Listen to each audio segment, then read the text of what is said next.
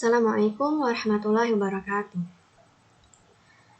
Selamat pagi teman-teman semua. Hari ini merupakan hari pertama kita bertemu dalam PJJ atau daring dengan saya Dinda Putri Haryanti. Di sini saya sebagai mahasiswa PLP yang akan membantu Bu Suyanti sampai pada bulan November ke depan dengan mengampu mata pelajaran PAP JDM.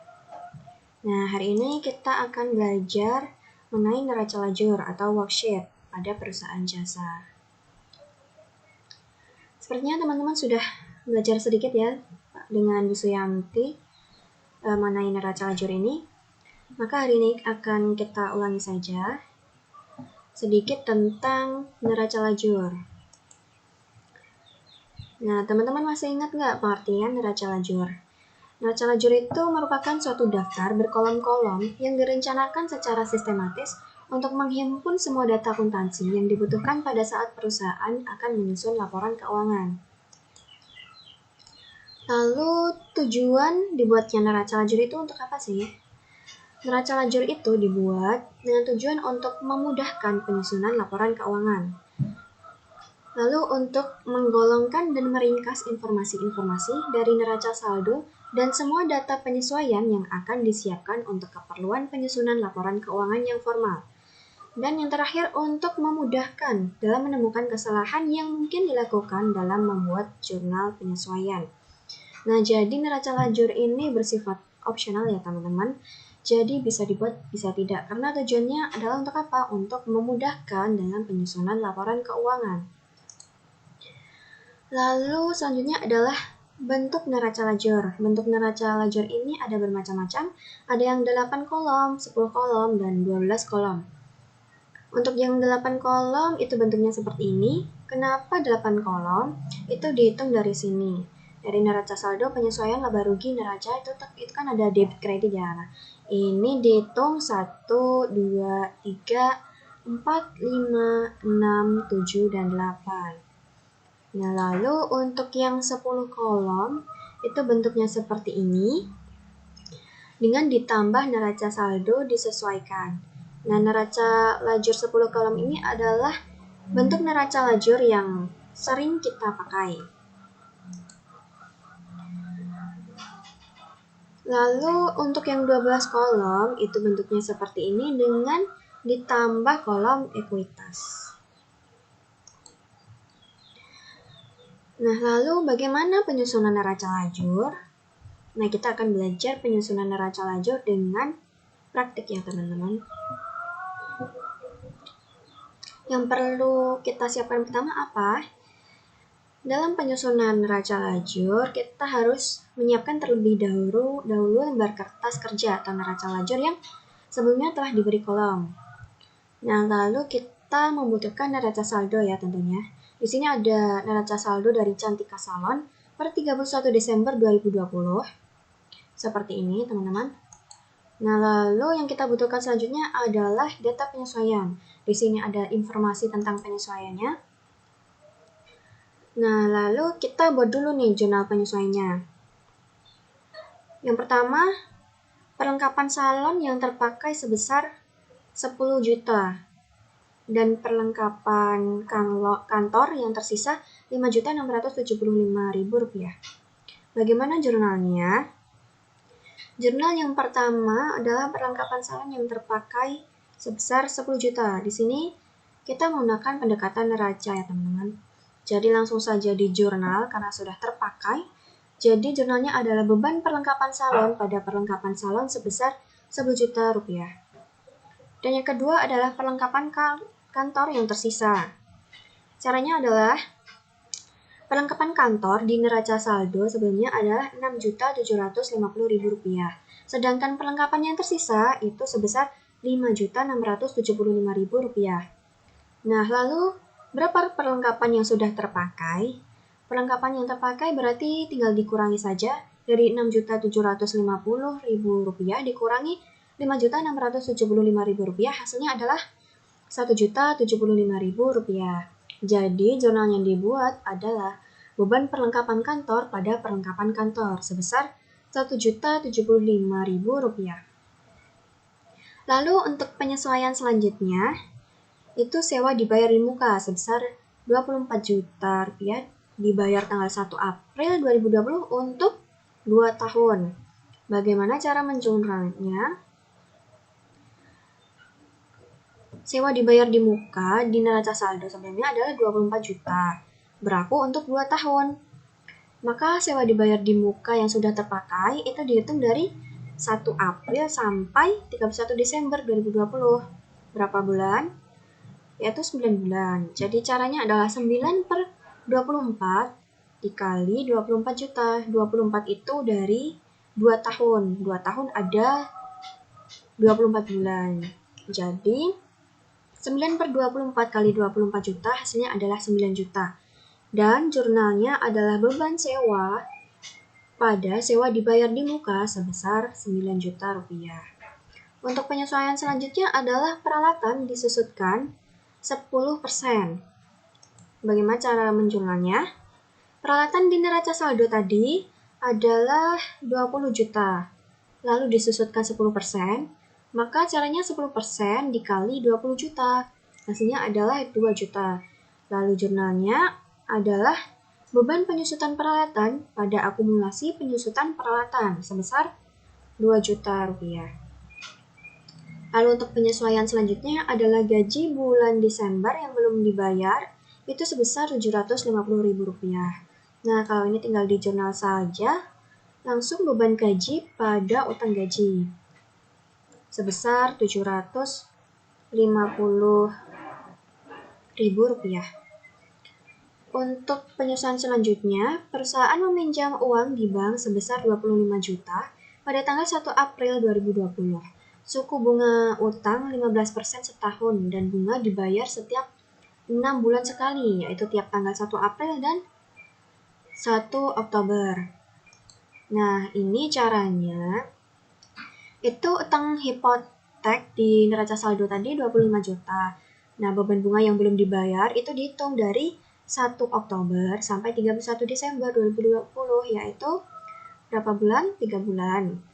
Nah, suku bunganya ada 15%, maka caranya adalah 3 per 12 dikali 15% dikali 25 juta. 12-nya itu dihitung dari 1 tahunnya. 1 tahun ada 12 bulan. Nah, jadi hasilnya adalah Rp937.500. Maka jurnalnya adalah beban bunga pada utang bunga sebesar Rp937.500. Nah, setelah kita ada jurnal penyesuaiannya, maka kita buat neraca lajurnya. Yang pertama kita masukkan data neraca saldo ke dalam kolom neraca saldo ini. Nah, ini nomor akun dan nama akun dari neraca saldo sebelumnya tadi ya. Lalu kita masukkan semua angkanya dan kita jumlahkan. Setelah itu, kita masukkan data penyesuaian yang tadi. Yang di jurnal penyesuaian, kita masukkan pada kolom penyesuaian. Nah, untuk nama-nama akun pada jurnal penyesuaian yang belum ada pada neraca saldo, kita tambahkan di bawahnya. Nah, ini merupakan nama-nama akun yang ada pada jurnal penyesuaian. Kita masukkan di sini. Selanjutnya, kita mengisikan neraca saldo disesuaikan. Bagaimana caranya? Nah, untuk mengisi kolom neraca saldo disesuaikan, kita perlu lihat dulu nih kolom-kolom sebelumnya. Nah, jika neraca saldo terisi dan penyesuaian tidak terisi, neraca saldo terisi, penyesuaian tidak terisi, maka neraca saldo disesuaikan, angkanya ini berasal dari neraca saldo. Kemudian, jika neraca saldo tidak terisi misalnya, lalu penyesuaiannya terisi, maka neraca saldo disesuaikan berasal dari jurnal penyesuaian, dari kolom penyesuaian ya teman-teman. Lalu bagaimana jika neraca saldo terisi dan penyesuaian terisi? Nah, kita perlu lihat lagi neraca saldo di debit misalnya. Lalu penyesuaian juga di debit. Maka neraca saldo disesuaikan itu hasilnya merupakan penjumlahan dari angka-angka tersebut. Jadi di debit tambah di debit, maka hasilnya adalah penjumlahan dan diletakkan di kolom debit. Neraca saldo disesuaikan, diletakkan di kolom debit.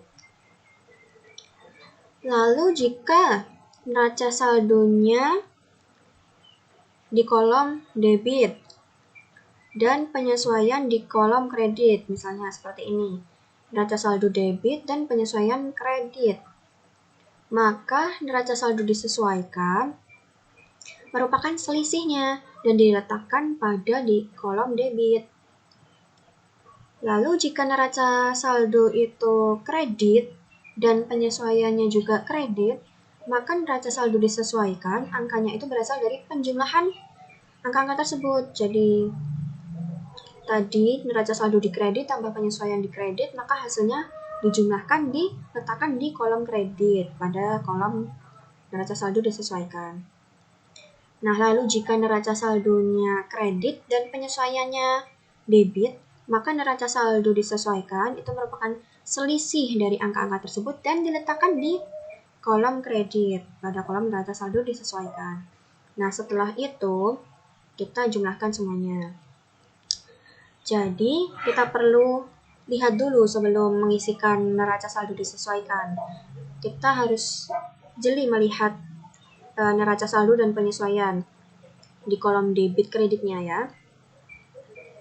Lalu selanjutnya kita memindahkan angka pada kolom neraca saldo disesuaikan ini, kita pindahkan nih ke laba rugi dan neraca.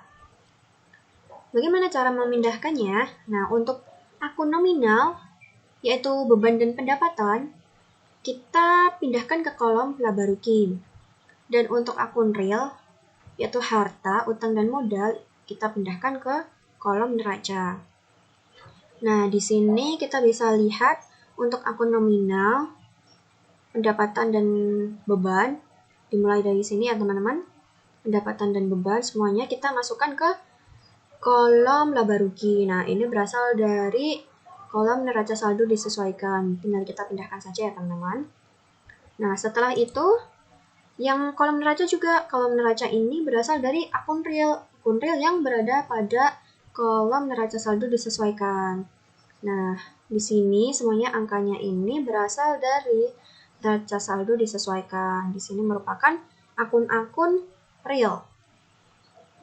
Nah, setelah itu kita jumlahkan juga.